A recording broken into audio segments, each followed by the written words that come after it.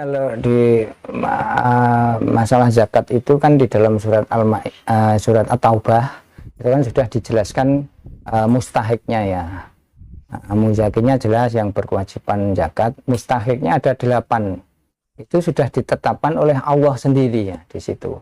Ada ya mu'alaf, ada gharim, ada ibnu sabil, ada apa itu fakir, miskin, kemudian ada sabilillah.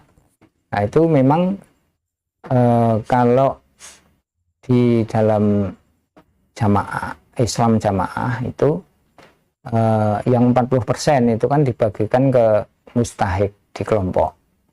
Kemudian masih ada 60%. Nah, dari 60% itu yang 40% itu nanti di bagian dari sabilillah. Dalam hal ini pusatnya sabilillah ini, tapi prakteknya disetor ke pusat sabilillah itu.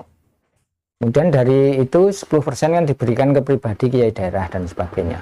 Nah ini menurut saya memang ini tidak tepat karena zakat itu sesuai dengan tujuan zakat itu, bahwa Nabi mengatakan itu adalah untuk mengalirnya harta di dalam Islam dari yang kuat, yang kaya, untuk yang lemah, yang du'afa, fakir miskin.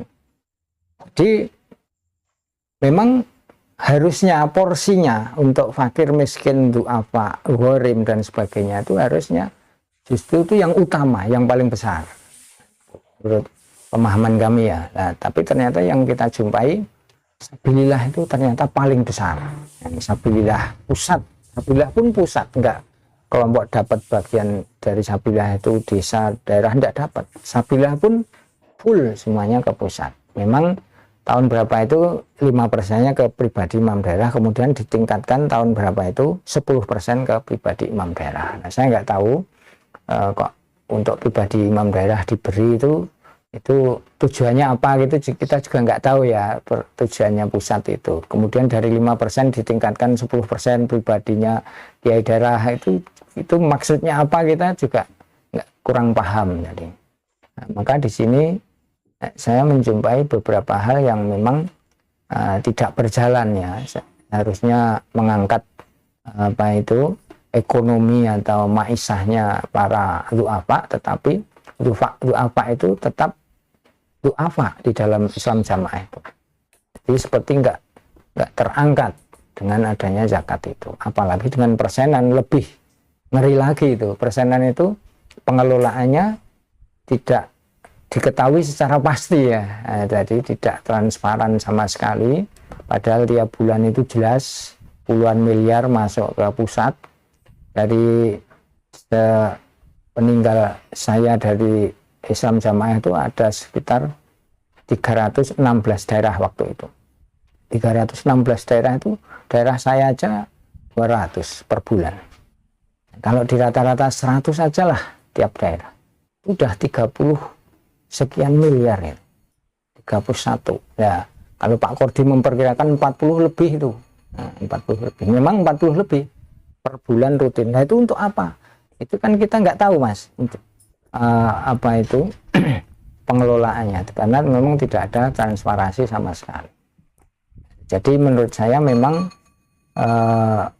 itu apa ya, kurang sesuai dengan sunnahnya, masalah mustahiknya itu, porsinya memang diserahkan kepada kita sih untuk dimusyawarahkan, tetapi prakteknya hasil musyawarahnya itu porsi untuk du'afa itu terlalu sedikit menurut saya.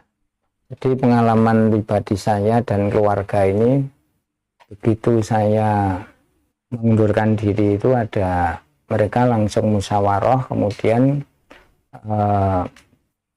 hasil musyawarahnya itu mereka mengumumkan atas kemunduran saya itu, pengunduran diri saya itu diumumkan di jamaah-jamaah termasuk sekabupaten. Jadi 7 daerah di sini diumumkan bahwa karena memang saya dari dulu mubalik daerah, kemudian terakhir jadi wakil daerah, makanya mereka mungkin menganggap saya ini kalau tidak diumumkan itu nanti bisa mempengaruhi yang lain gitu. Akhirnya diumumkan bahwa saya telah keluar dari Islam Jamaah.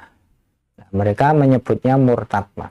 Nah, adalah sebagaimana kita ketahui konsep murtad itu adalah kembali ke kufuran, kembali ke kekufuran itu. Setelah masuk Islam, kemudian kembali ke kekufuran, itulah murtad.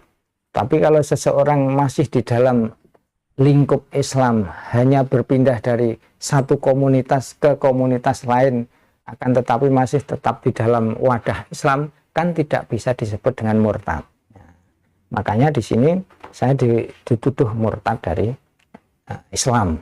Nah, maka selanjutnya perlakuan mereka ya tidak boleh bergaul dengan saya, tidak boleh berkomunikasi dengan saya, tidak boleh menemui saya, tidak boleh memfasilitasi saya, tidak boleh serawung, orang Jawa bilang serawung. Kemudian nomor saya diblokir, suruh blokir. Grup-grup yang di situ ada, saya ada di situ, mereka kalau mengeluarkan diri atau saya dikeluarkan. Nah, jadi, tapi alhamdulillah sebelum itu terjadi, saya sudah membuat beberapa rekaman dan tulisan yang saya share. Karena begitu saya mengundurkan diri, saya pulang langsung kirim semua ke grup-grup. Jadi ada grup kelompok pimpinan haji kabupaten, ada kelompok kiai daerah, pengurus-pengurus daerah sekabupaten, ada kelompok mubalek, banyak sekali grup saya kirim semua. Nah, alhamdulillah begitu saya ngirim, mereka sadar, oh Pak Buniani udah terpengaruh ini, mereka blokir. Tapi saya sudah takdil udah saya kirim takdilnya Pak Khalil. Nah, dari situlah akhirnya agak hangat di sini. Saya keluar tuh agak suasana panas. Nah, kebetulan saya diisukan banyak isu ya setelah saya keluar itu, banyak isu. Jadi ada yang ghibah, ya, menggunjing, membuka aib saya, ada yang fitnah. Fitnah itu sebenarnya saya tidak begitu, tapi mereka mengatakan begitu. Ya, yang fitnah ini lebih banyak, ini lebih kuat ya. Diisukan saya udah pindah rumahnya dijual, rumahnya diambil orang, rumahnya dibuldoser. Saya diisukan cari kontrakan di perumahan sana, perumahan Kahuripan, di perumahan Lohagung. Itu isu seperti itu. Padahal saya tidak berubah dari sini. Ini saya tempati sejak tahun 99 sampai sekarang, tidak pernah pindah. Nah, mereka membuat fitnah-fitnah seperti itu. Sehingga memang saya bisa memahami ya, mereka membuat fitnah itu. Karena tujuannya kan untuk membentengi warga mereka, anggota mereka, supaya tidak terpengaruh keluar seperti saya.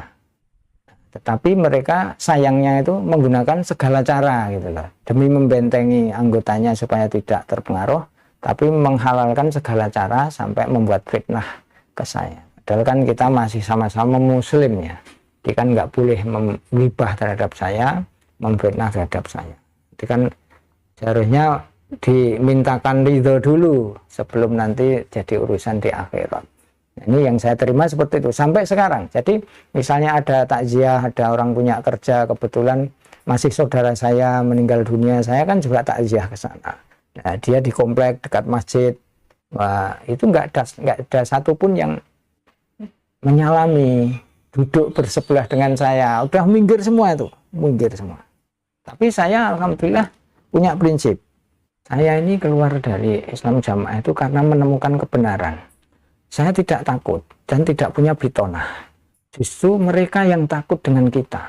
Mereka punya rahasia. Kenapa saya harus takut? Kenapa saya harus minder? Saya tingkatkan terus kepercayaan diri saya. Kalau di tempat kerja atau tempat takziah, saya duduk di depan. Di depan, di tempat duduk utama, justru mereka yang menyingkir. Ke teras-teras, ke bawah pohon, mereka yang menyingkir. Saya duduk di depan, di samping saya ada Pak Lurah, Pak tokoh-tokoh orang luar kan. Nah, mereka malah nggak dekat dengan saya. Tapi saya nggak mau kehilangan harga diri di situ. Saya harus tegak karena saya alhamdulillah mendapatkan hidayah kebenaran. Kenapa saya minder? Kalau minder kan image-nya tidak baik. Kalau saya berada di pojok, saya nggak apa itu kelihatan rendah, itu mereka akan senang. Nah, makanya saya ingin tunjukkan bahwa saya bersyukur mendapat kebenaran ini, dan saya berbangga dirilah punya hidayah ini, jangan sampai jatuh mental gitu. Itu mestinya begitu.